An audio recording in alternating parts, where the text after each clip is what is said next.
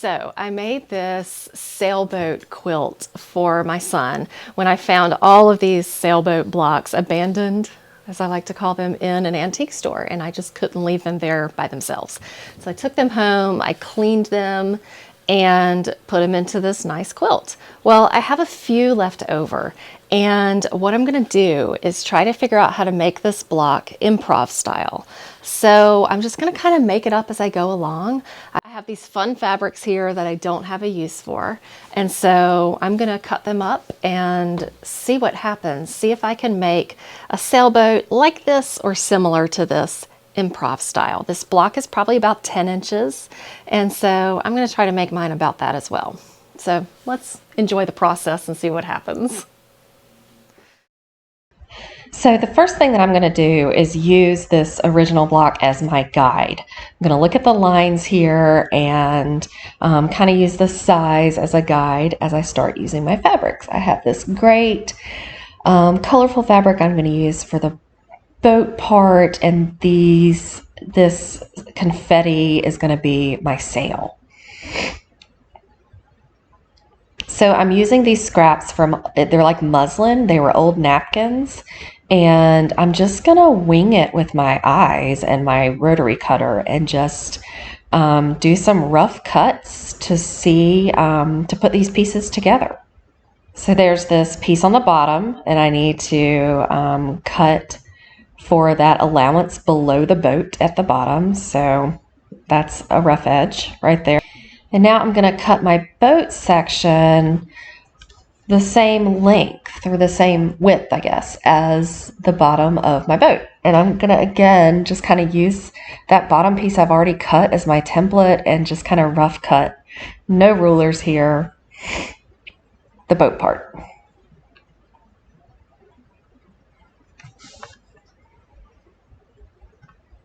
And now I need to cut these diagonal lines, but I want them to be a little bit further in so that the points don't get cut off on the edge.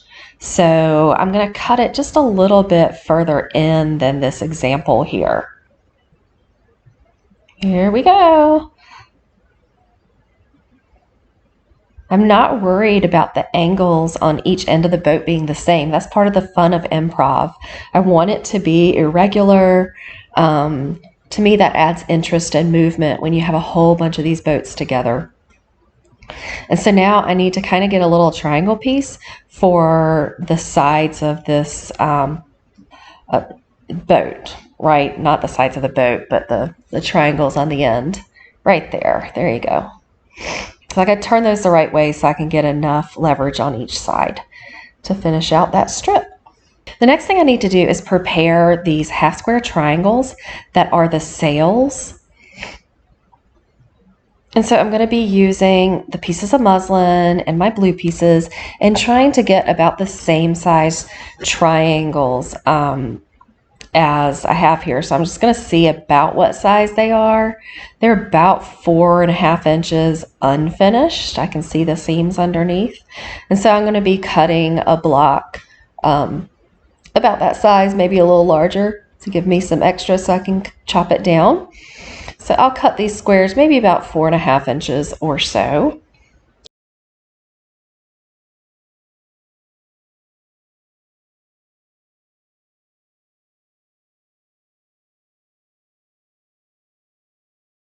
Now I'm going to put right sides together, and I'm going to sew these blocks together. Draw a diagonal line there, and then sew 1/4 inch on either side of that line that I draw. I'm just going to eyeball that line that I draw.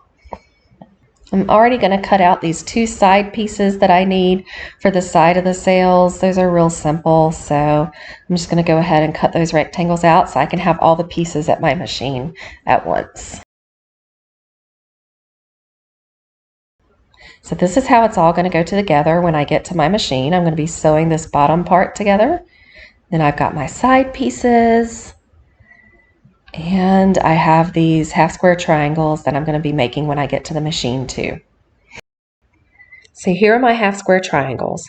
I drew a line down the diagonal center, just eyeballed it, and then I sewed 1/4 inch on either side of that line, and then I just cut down the middle right on the line, and I will press the triangles to the dark side. I've sewn together the triangles for the I think it's called the hull part of the boat, and now I just need to sew on that bottom piece. But I wanted you to see how that went together first. So let me trim up everything, and then I'll go back to my machine.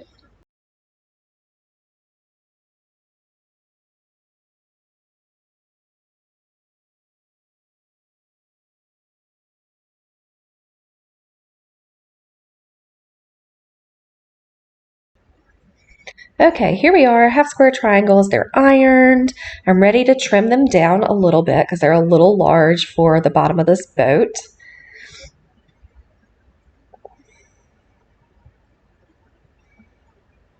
So let me just build it up and see what it looks like on top of my boat, how these sails look. I can already tell they're a little large. I'm going to be trimming them down so they don't look disproportionate to the size of the boat. Okay, so the top triangles are bigger than the bottom triangles. So I'm going to show you how I'm going to improv, cut these down, trim them down to about the same size, put the smaller one on top of the larger one, and just use that rotary cutter to kind of go along that smaller side seam. I'm not perfectly going along this with a ruler. Okay, I'm making edges that are not perfectly straight with a ruler, but these triangles are going to end up being about the right size.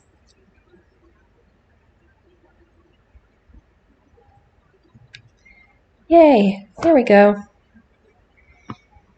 Okay, now they're going to fit beautifully on top of this sailboat, especially once the seams are taken in.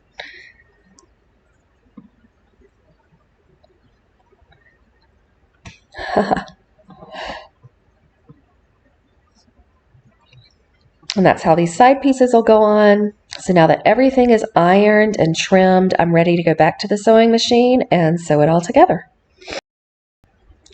I've sewed it all together, guys. Check it out. I love it. It's all ironed, sewn down, and it couldn't look more like the original, just with those wonky, improv-y seams. Love it. So now it's time to trim it down, and I love these rotating mats, and my block ruler is 12.5 inches, which is perfect for squaring up blocks. I really recommend this size. It's a great size. And the rotating mats are perfect for squaring up blocks. And so, yep, you can see what size that block is. The one that I made is about the same size. So I'm going to trim it down to whatever size makes sense so that points are not cut off and it still maintains a viable size. I want those points to show. I don't want to trim off those points. So that's kind of the original guide that I'm going with because those points are closest to the edge.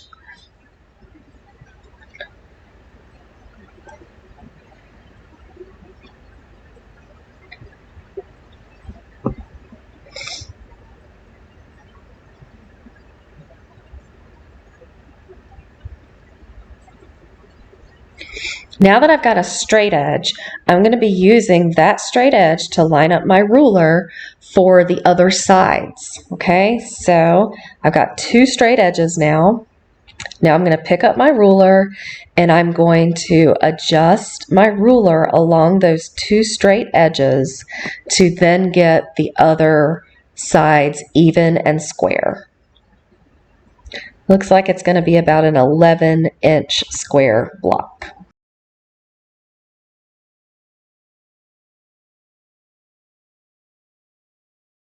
Are you loving how this turned out as much as I am? So much fun making improv. You're just using your eyes and your senses and just making it happen. Doesn't have to be perfect everywhere. I don't know what I'm going to do with this. I might chop it up and make it even more improv-y. We'll see. So stay tuned. Give it a thumbs up if you like the video and you want to see some more.